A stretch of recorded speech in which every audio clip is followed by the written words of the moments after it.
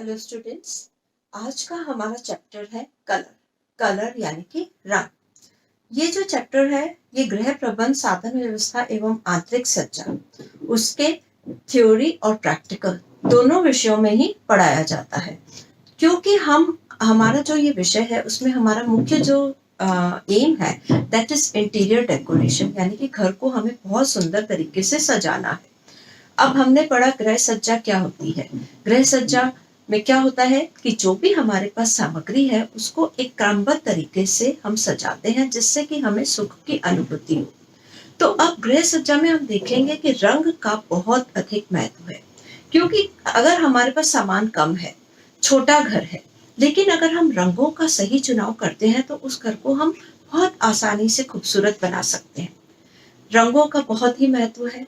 अब सबसे पहले तो हम ये देखें कि रंग आता कहाँ से है, रंग का मुख्य स्रोत क्या है। What is the source of light colour. तो आप देखिए कि अगर लाइट नहीं होती, ठीक है, अगर लाइट चली गई, रात का टाइम है, सूरज की किरणें नहीं है, तो क्या होता है, सब कुछ काला दिखाई देता है, अंधेरा छा जाता है। That means the source of colour is light. मुख्य रूप से हम कह सकते हैं कि जो सूर्य की किरणें हैं उनसे लाइट आती है, वो प्रकाश का सोर्स है। अगर हम सूर्य की किरणों के बारे में डिस्कस करें तो आपने देखा होगा कि बारिश के टाइम कभी आप देखते हो तो एक इंद्रधनुष बनता है, रेनबो जिसे कहते हैं। रेनबो में कितने कलर्स होते हैं? 7 कलर्स होते हैं, ठीक है। उन 7 कलर्स को हम क्या बोलते हैं? विबग्योर। अब ध्यान रखिएगा, स्पेलिंग के हिसाब से ही इसके कलर्स के नाम हम याद कर सकते हैं। विबग्योर यानी कि इसकी स्पेलिंग है VIBGYOR, ठीक है। वी मतलब वायलेट कलर, जिसे कि हम बैंगनी कलर कहते हैं, ठीक है। वी के बाद आता है आई यानी कि इंडिगो। इंडिगो कौन सा कलर होता है? आपको पता है, आप कपड़ों में नील लगाते थे लॉन्ड्री के प्रैक्टिकल में, तो वो जो ब्लू कलर होता है, नील का रंग होता है, उसको हम बोलते हैं इंडिगो। तो वायलेट के बाद आता है इंडिगो, ठीक है। विबग्योर, तो VI, फिर आएगा बी मीन्स ब्लू कलर, फिर आएगा G means green colour, Y yellow colour, O orange colour and R is red colour. तो अब आप ये याद रखिएगा कि इंद्रधनुष में 7 रंग होते हैं और उसको हम कलर्स की सीक्वेंस को याद करने के लिए we have to remember this word VIBGYOR, VIBGYOR, violet, indigo, blue, green, yellow, orange, red. These are the 7 colors. अब क्या होता है कि किसी भी कलर की जो वस्तु पे प्रकाश पड़ता है तो वो प्रकाश अगर वो अपने अंदर सारे रंग अवशोषित कर लेता है तो वो वस्तु हमें ब्लैक दिखाई देती है। और अगर वो एक भी रंग अवशोषित नहीं करता, सबको रिफ्लेक्ट कर देता है, परावर्तित कर देता है, तो वो चीज हमें व्हाइट दिखाई देती है। उसी तरह से अगर कोई वस्तु, जैसे हरी पत्तियां हैं, अब हरी पत्तियों में जब प्रकाश पड़ता है तो वो बाकी रंग तो एब्सॉर्ब कर लेता है और हरे रंग को रिफ्लेक्ट करता है, तो वो वस्तु हमें हरी दिखाई देती है। तो that means the main source of colour is light. अब अगर हम देखें कि रंग जो है उसका हमारे जीवन में क्या महत्व है, सबसे पहले तो हम ये जानते हैं कि कोई भी चीज रंगीन होती है तो वो हमें प्रसन्नता देती है, हमारे अंदर आनंद आता है, सुख की अनुभूति होती है। यानी कि रंग किसी भी वस्तु को सुंदर, मनोहर बनाने का कार्य करता है। कोई भी चीज है वो कितनी डल होती है, अगर उसमें कलर कर दिया जाए तो इट लुक्स सो ब्यूटीफुल। हमारा वातावरण इतना अगर हम अच्छे रंगों का प्रयोग करें तो वातावरण इतना प्रफुल्लित हो जाता है, हमारे अंदर उत्साह की भावना हो जाती है। इसका एक आपको मैं सिंपल बताती हूँ कि जो कलर्स होते हैं उनका अपना अपना महत्व है। हम कलर्स के थ्रू हम एक्सप्रेस करते हैं कि ये रंग है, इसका ये मतलब है। जैसे कि हम डिफरेंट कलर्स के अगर हम नाम लेते हैं कि अगर कोई ब्लैक कलर है तो ब्लैक कलर किसका शो करता है?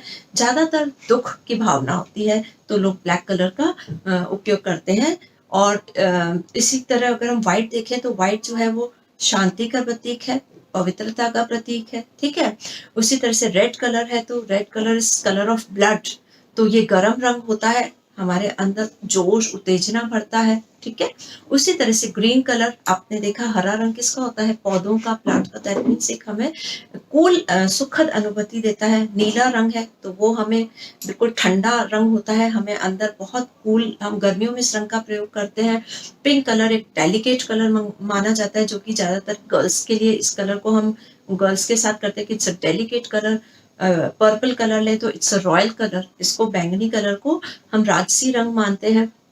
तो इस तरह से हर रंग का अपना अपना महत्व होता है और उस कलर से हमें उस व्यक्ति जिसने वो कलर पहना है उसकी भावनाओं का पता चलता है। तो हम what are the functions of colour कार्य रंगों का चुनाव करते समय किस बातों में ध्यान रखना है वो हम बाद में डिस्कस करेंगे। पहले हम ये समझ लें कि रंग है क्या। तो रंग पढ़ने से पहले हमें सबसे पहले रंगों के बारे में बेसिक नॉलेज लेनी पड़ेगी कि व्हाट इज कलर। कलर अगर हम देखें तो आपको ये एक चक्र दिखाई दे रहा है जिसे बोलते हैं रंग चक्र, कलर व्हील। इसको समझने के लिए हमें प्रोंग ने एक थ्योरी दी है, उसको समझना पड़ेगा। प्रोंग का जो सिद्धांत है उन्होंने 3 बातें कही हैं। उनके सिद्धांत में पहला है कि रंग का नाम यानी उनकी गर्मी या ठंडक, यानी कि उन्होंने कहा है कि हर रंग का एक नाम होता है और उस नाम को उन्होंने बोला है ह्यू। ह्यू यानी कि रंग का नाम।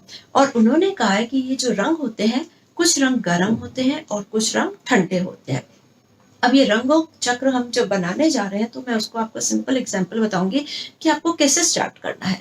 उनके रंग चक्र में एक बात ध्यान में रखनी है कि उन्होंने ये कहा है कि 3 रंग जो होते हैं they are available in the nature. 3 रंग जो होते हैं वो हमारे वातावरण में उपस्थित है, हम उनको बना नहीं सकते और उन 3 रंगों से सारे रंग बनाए जाते हैं। And these 3 colours are called primary colours, प्राथमिक रंग। ठीक है, आप चाहे तो नोट कर ले। 3 कलर्स आर मेन जो होते हैं, 3 कलर होते हैं और उनको उन्होंने प्राथमिक रंग कहा है, इंग्लिश में प्राइमरी कलर्स, जो कि आपके पास उपलब्ध है और इन तीनों रंगों से आप सारे रंग बनाएंगे। ये 3 रंग कौन से होते हैं? Yellow, red and blue. ठीक है, अब आप जब रंग चक्र बनाने जा रहे हैं तो according to Prang theory yellow colour चक्र में ऊपर आता है और यहाँ पे रेड आपका इस तरफ आएगा राइट साइड में और जो ब्लू है वो लेफ्ट साइड में आएगा। तो इस तरह से अगर आप देखेंगे तो 3 रंग आपके पास हो गए। कौन कौन से? Yellow, red and blue. ठीक है, थ्री कलर्स। तो ये कौन से हो गए? प्राथमिक रंग। अब उन्होंने सेकंड पॉइंट अब आप नोट करिए कि जब 2 प्राथमिक रंगों को हम आपस में मिलाते हैं तो हमारे पास द्वितीय रंग बनते हैं। द्वितीय यानी कि सेकेंडरी कलर्स। ठीक है, पहले हमारे पास 3 प्राथमिक रंग थे। कौन कौन से? Yellow, red and blue. अब हम इन तीनों में से 2 कोई भी प्राथमिक रंग को आपस में मिलाएंगे तो आपको एक अलग रंग मिलेगा जिसे बोलते हैं द्वितीय कलर यानी कि सेकेंडरी कलर। इसका एग्जाम्पल आप नोट करिए कि जैसे येलो एंड रेड हमने मिलाया। ठीक है, जब yellow equal and red equal मिलाएंगे तो आपके पास जो द्वितीय कलर तैयार होगा वो होगा orange. Okay, yellow and blue मिलाने पर जो कलर तैयार होगा वो होगा ग्रीन और ब्लू और रेड मिलाने पर जो कलर तैयार होगा वो होगा पर्पल या वायलेट। तो अब हमारे पास 3 सेकेंडरी कलर्स हो गए। कौन कौन से? एक तो ऑरेंज, एक ग्रीन एंड एक पर्पल। अब टोटल हमारे चक्र में हमने 3 कलर, टोटल 6 कलर्स हो गए। ठीक है, अगर आप नोट करिए सबसे पहले येलो आएगा, फिर उसके बाद ग्रीन, फिर ब्लू, फिर पर्पल, फिर रेड एंड फिर ऑरेंज। तो ये आपके पास चक्र में 6 कलर्स हो गए। हम जो चक्र ड्रॉ कर रहे हैं उसके हमें 12 पार्ट्स बनाने हैं।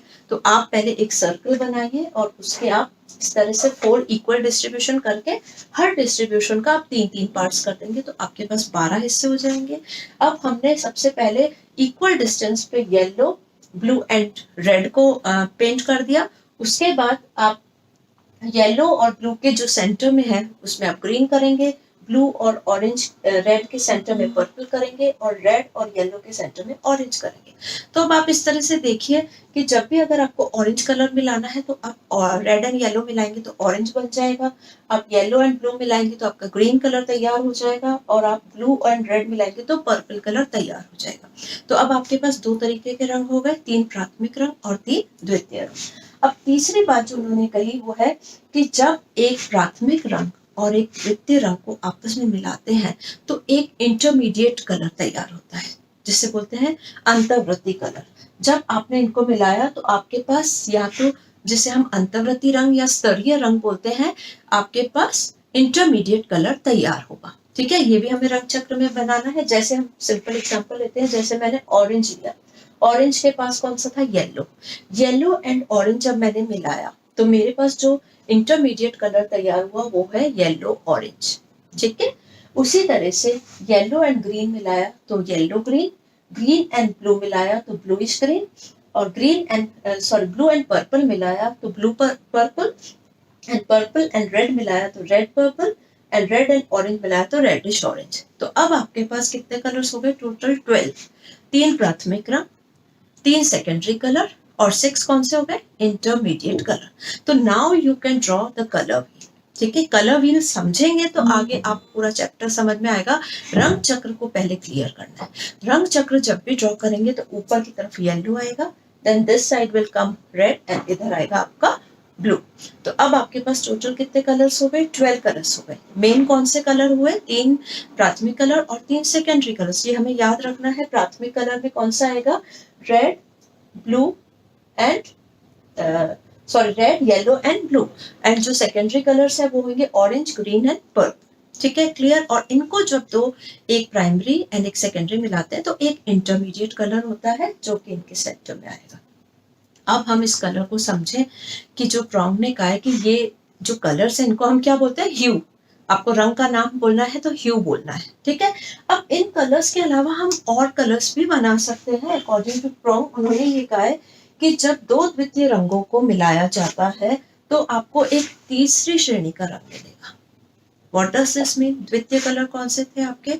2 सेकेंडरी कलर्स को आप मिलाते हो तो आपको एक अलग तरीके का रंग मिलेगा जिसे हम बोलते हैं थर्ड, तृतीय श्रेणी, यानी कि टर्शरी टाइप का कलर। जैसे कि अब एग्जाम्पल हम लेते हैं, जैसे कि ऑरेंज हमारा वो कलर है जो द्वितीय कलर है, इधर आपका ग्रीन है। अब ऑरेंज और ग्रीन को मिलाएंगे तो क्या बनना है? येलो बनेगा। लेकिन आपका प्योर येलो नहीं बन सकता क्योंकि येलो तो it's already available in nature. हमने पहले ही डिस्कस किया कि येलो, रेड एंड ब्लू आप नहीं बना सकते, ये तो हमारे पास रंग है और इनसे हमें सारे रंग बनाने। तो जब हमने ऑरेंज और ग्रीन को मिला के एक रंग बनाया तो एक अलग रंग बनेगा जिसे हम बोलते हैं तृतीय श्रेणी का रंग।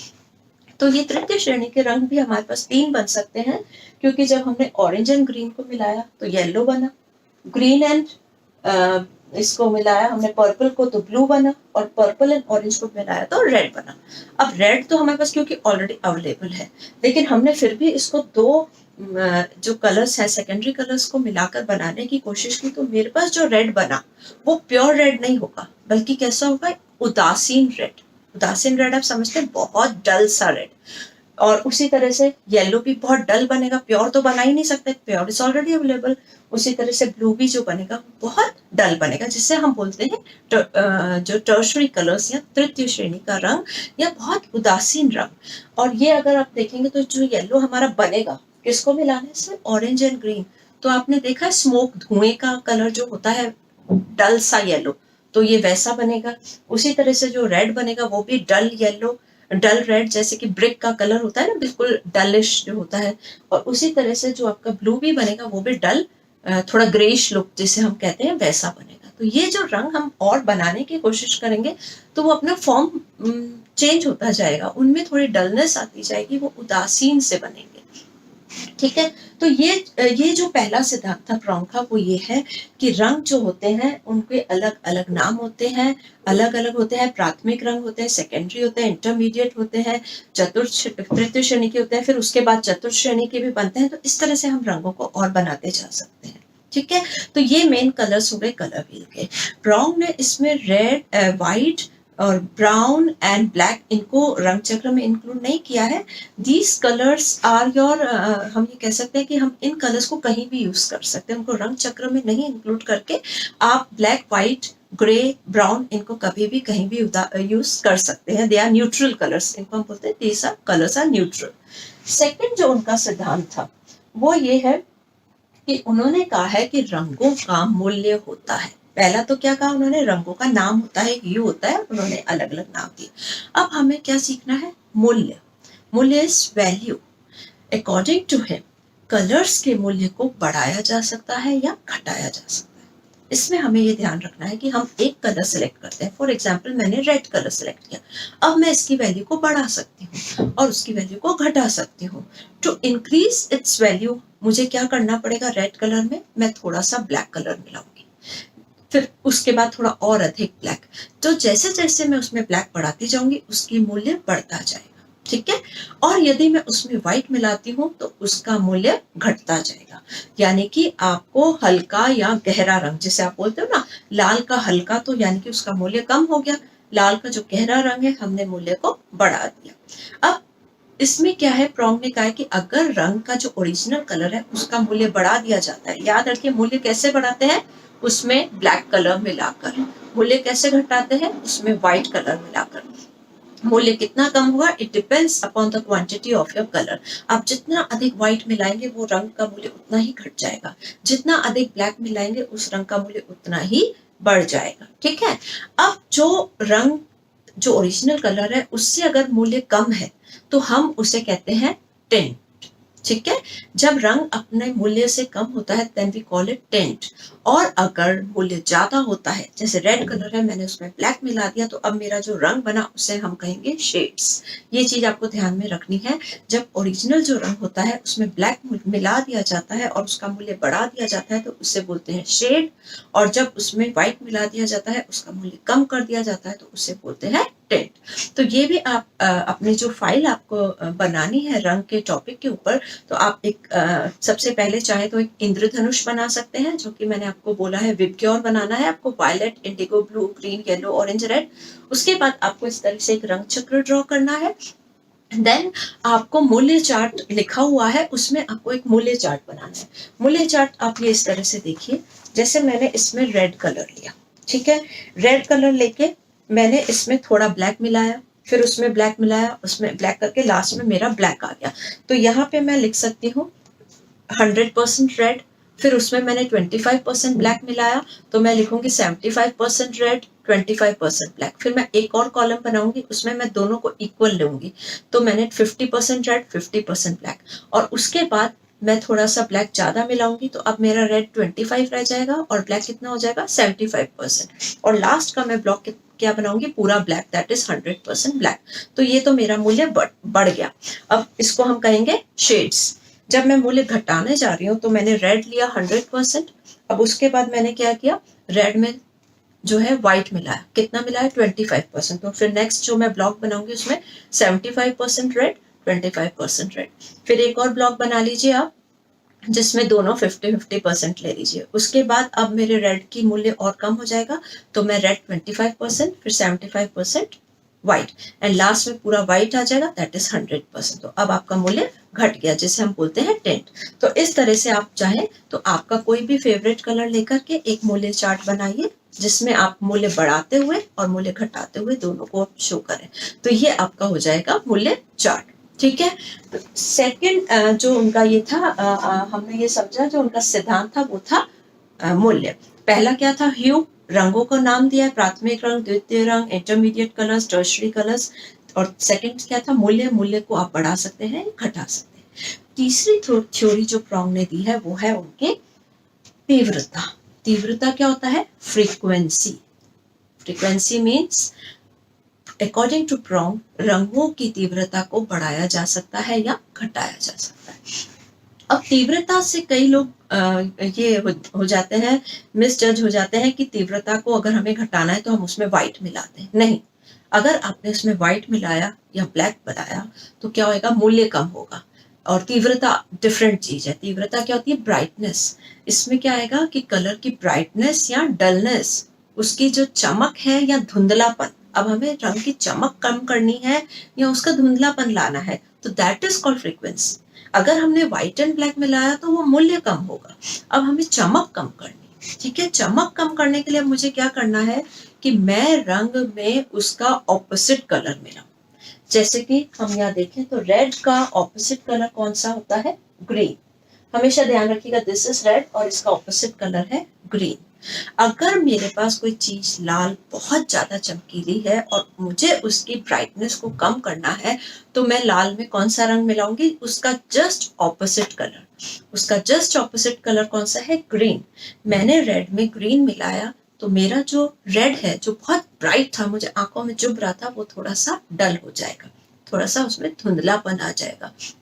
तो चमक को कम करने के लिए ऑपोजिट कलर मिलाया जाता है। आप उसके पास का कलर नहीं मिलाएंगे, पास का कलर मिलाएंगे तो रंग ही बदल जाएगा, उसमें कुछ डिफरेंस सा हो जाएगा। हमेशा ऑपोजिट कलर को मिलाया जाता है। अगर मैंने रेड में येलो मिलाया तो वो ऑरेंज हो जाएगा, मैंने रेड में अगर ब्लू मिलाया तो पर्पल हो जाएगा। तो मुझे चमक कम करने के लिए क्या करना है, उसका विपरीत कलर मिलाने। तो अब आप थोड़ा सा ये याद रखें, विपरीत कलर कौन से होते हैं? जो रंग चक्र में इक्वल डिस्टेंस पे आपस में स्थित है। जैसे लाल का उल्टा होता है ग्रीन। 3 मेन हम कह सकते हैं विपरीत कलर्स होते हैं, याद रखना। रेड का ऑपोजिट होता है ग्रीन, ऑरेंज का ऑपोजिट होता है ब्लू, और वाइट येलो का ऑपोजिट होता है पर्पल। तो ये देखिए आप, येलो और पर्पल जो कलर है बिल्कुल एक दूसरे के पूरक है। ऑरेंज एंड ब्लू एक दूसरे के पूरक हैं, और उसी तरह से रेड एंड ग्रीन एक दूसरे के पूरक हैं। ठीक है, तो अब हमें अगर किसी रंग की चमक कम करनी है तो हम उसमें उसका ऑपोजिट कलर मिलाएं। उसी तरह से अगर हम दूसरा एग्जाम्पल है कि हमें कोई चीज पे किसी का ध्यान आकर्षित करना है, जो कि हम अपना डेकोरेशन में पढ़ रहे हैं कि एम्फोसिस देना। मेरे पास एक रेड वॉल हैंगिंग है, मैं चाहती हूँ कि सब इसको एकदम से देखें, तो उसको मैं एम्फोसिस बनाने के लिए क्या करूंगी? उस पे ध्यान खींचने के लिए उसकी जो बैकग्राउंड है, वॉल है, वो बिल्कुल उसके ऑपोजिट होगी। जैसे मैंने लाइट ग्रीन कलर की वॉल है, उसके ऊपर रेड शोपीस लगा दिया, तो क्या होगा? एक दूसरे का पूरक होगा, तो वो आपको एकदम से उस पर अट्रैक्ट करेगा। These are called complementary colours. Complementary colours को जब आप यूज में लेते हो तो वो एकदम बहुत ब्राइट आपको कॉम्बिनेशन लगता है, बहुत ही चमक वाला कॉम्बिनेशन लगता है। जबकि हम जो दो रंग पास पास स्थित लेते हैं तो वो इतनी ब्राइटनेस नहीं होती, उनकी फ्रीक्वेंसी कम होती है। सो टू इंक्रीज द फ्रीक्वेंसी हम उनको ऑपोजिट यूज करें, और अगर उसकी फ्रीक्वेंसी कम करनी है तो उसमें उस रंग को मिलाया जाता है। तो this was all about Bronx colour theory. तो ये अब आपको समझ में आ गया होगा कि किस तरह से हमें रंग चक्र को बनाना है। हम अब आगे डिस्कस करेंगे कि ये रंगों के अलग अलग कौन से गर्म रंग होते हैं और कौन से ठंडे रंग होते हैं।